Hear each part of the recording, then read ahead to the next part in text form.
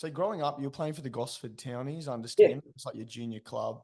yeah. And then you were North Sydney Bears junior as well. And this was before, we were talking about this before we came on, but the Northern Eagles. So when they had the merger between the North Sydney Bears and the Sea Eagles, um, which was in the early days before you joined the Storm.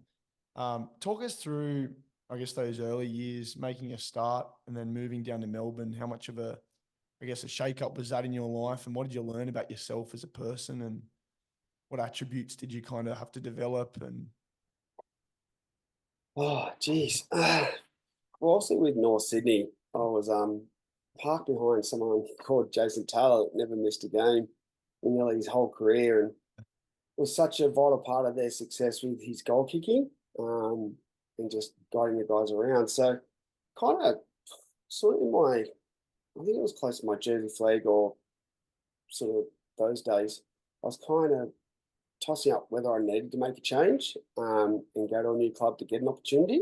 Um, but I hung in there, luckily, and that merge did happen. And I sort of got a chance when I think it was Kieran Dempsey went up to first grade, and I think, who was it? I think Peter Sharp with the Northern Eagle. I yeah, can't remember. Yeah. Anyway, he gave me a start, and Jason Taylor was towards the back of his career. Um, and then that opened up some really big opportunities. And one of those came, I played, I think, 11 games. And then but Northern Eagles signed Brett Kamali from Melbourne. And ended up getting a call from Noddy and sort of saying, he wanted to part me in the halves and stay and play 5'8". But I really thought about those things. And when I was going through the process, I remember writing down a list of the pros and cons from both clubs, like me moving away and like the clubs I had interest from, which was Storm. One of those was Storm. And I really wanted to move. If I was going to go to a club, I wanted to move and be right there and sort of be amongst it and not travel like I had to. And I guess make everything focused around footy and becoming that first grade player. And that's all I ever dreamt of being 11 years old. So that's why I made the decision to go, because I wanted to actually learn the trait of a halfback in first grade. And I didn't want to be, I guess, the second string to Noddy. I wanted to learn, my way. And it was just an awesome opportunity to go down there. And see, they had so many class players, like I said before, Robbie Ross at fullback, Scott Hill at 5'8", front row, Robbie Kearns, Rodney Howe, Richard Swain at 9. Some of the back rowers were like Matty Brewer, and yeah, I was blessed with some of their team and had Chris Anderson as coach. So I thought, well, geez, why not? And get out of your comfort zone and make a huge change. And had a coastie down there, Danny Williams, who we all would know back in those days. yeah, Um, and he was away on tour with, I think, Ireland, and he gave his house. I stayed at his place for about 2 or 3 weeks while he was away, pre-season training, and until I found and got settled. But I got down there, and once I knew like what a full pre-season was about, I knew that my body had to develop. I think I was only, God, 70 odd kilos my first grade pre-season. The training they put into me and tried to put weight on, and just the physical demands of training day in, day out were something that really sort of took me straight away. But like, I was loving it. Everything that was exposed to me and everything that I seen, that being down at Melbourne, it was like a second family.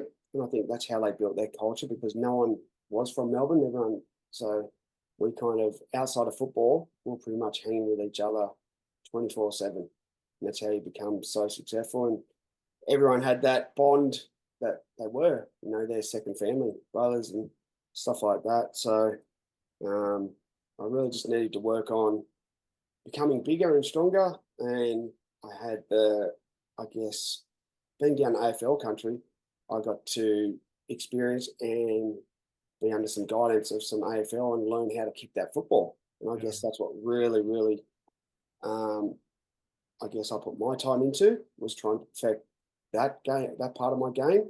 And that's what we worked on hugely. Was that employed by Craig Bellamy? He does a lot of that, I think, with like you saw Israel Folau going to Yeah, AFL. There was a lot of yeah, Melbourne players that were doing that kind of AFL yeah. kicking training. It was, yeah. It was a bit of a vice versa, like just a mutual thing. So would help those guys with some of their defence. Those guys would help us with kicking and a lot of the catches. They do a Marking. lot of the AFL stuff, marking and Yep. just where to be. I guess those guys concentrate on the percentages of where that ball's going to come down. So you kind of got a knowledge of, because their game's a 360 game, where to be majority of the time, Yep. and just where to kick, things like that. Just sort of just gave you a bit of a insight. I guess you're always learning. They always thought outside the square about how to develop and how to keep us learning. So it was awesome by those coaches, and I think I had a few before Craig Bellamy, but once he came in, it was like his way or the highway. But Yeah. look, he I believed in everything he did, and the way he did it was he got the best. But he always showed faith in the players, so they weren't scared like to make a mistake. But Craig was very big on, as long as you're practicing what you're gonna or what you want to do in the game at training, put the time in. He did not have an objection of putting a new play on or a trick shot with myself or Billy Slater.